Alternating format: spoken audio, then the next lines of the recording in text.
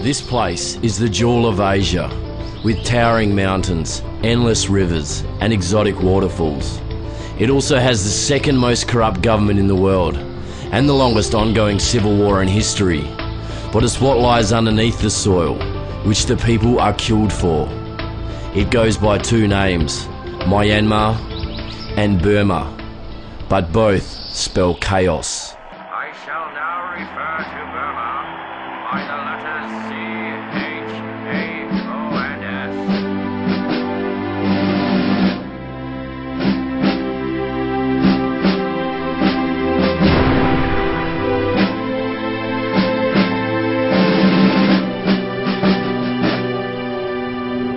It was the January of 2009 when Rod and myself were heading down the Moy River with the Karen National Liberation Army, and what we had just experienced, we were lucky to be alive. But for these soldiers, this was just another day.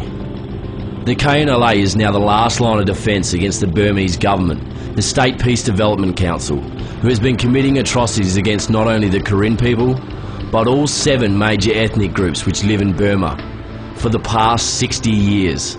So we are here as guests to tell their story, but to help you understand what's happening to these people, we need to go back to when we first met Richard, who became our guide and translator on this journey. Today we have 54 million people in Burma, and more than 75% are suffering from lack of food, lack of education, lack of medical, lack of civil law, lack of care, responsibility to protect. Richard runs a sponsorship organisation known as CRESO, which is dedicated to helping educate the child refugees of Burma. He took Rod and myself to one of the schools so we could begin to see what has happened to these children with our own eyes. This place is called Paya Daun, which means God Hill. The principal told us that the first school Richard helped build was burnt down by the military junta, so they were forced here. But the conditions of this school are deteriorating and the numbers of students are increasing rapidly. This is their dorm, where 40 of the girls stay. Another 40 boys live just opposite. There is no running water or septic system, and the only fresh water is taken from this well.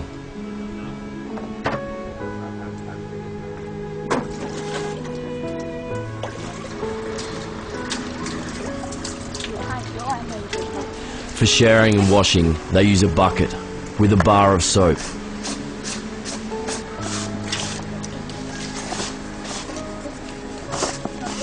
Here children are forced to behave like adults and care for those younger than themselves. If they are hungry, they must kill their own food and even work to support their families. Hi, I am Mosta. This is my student. Some student is a no parents. Some student swing machine worker. And then some student is like the plastic. Some family is no job. And then no money, no income. This young girl works in a clothing factory for equivalent to $5 Australian a day. And this small boy's parents have both been killed. But every one of these children have a story. This 11-year-old boy suffers from polio because his parents couldn't afford a vaccine, which costs no more than $1. Yet it's the environment they're forced into which causes such illness.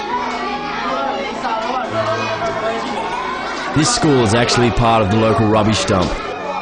When they're not studying, they're out here recycling plastic.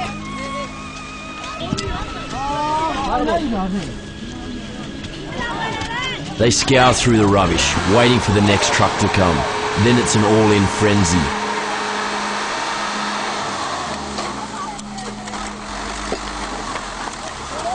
A year ago, 14 of these migrant workers, including 3 children, were seriously injured when a bomb exploded.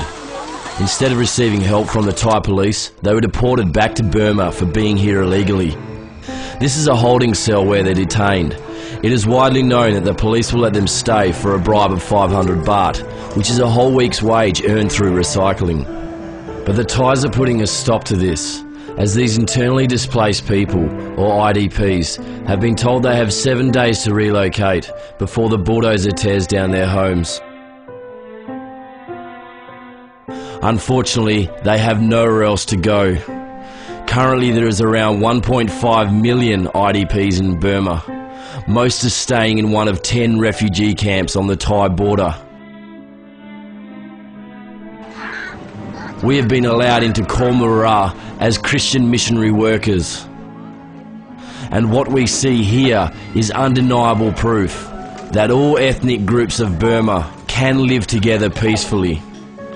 Before, there is no other nationalities in the refugee camp. Most of the, maybe 98% is Karen people. But now it's become the United Nations refugees camp. And the message is clear for the military junta.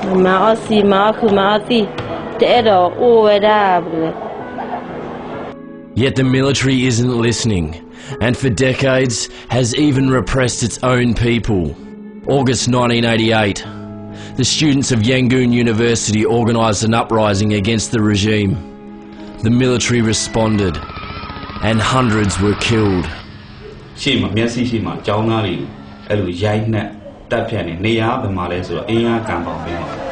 Many student activists received lengthy jail terms for their involvement. I did stay in prison for 17 years, 6 months and 16 days total. Their bodies and minds will be forever scarred from the torture. Yet there are countless more still serving time, including Aung San Suu Kyi, the leader of Burma's National League for Democracy. She was placed under house arrest in 1989 and as such was elected into power, winning the country's general election, a win which has never been recognised by the junta. More recently, in 2007, the Buddhist monks staged a peaceful movement down the main streets of Rangoon, a protest which also ended in bloody violence.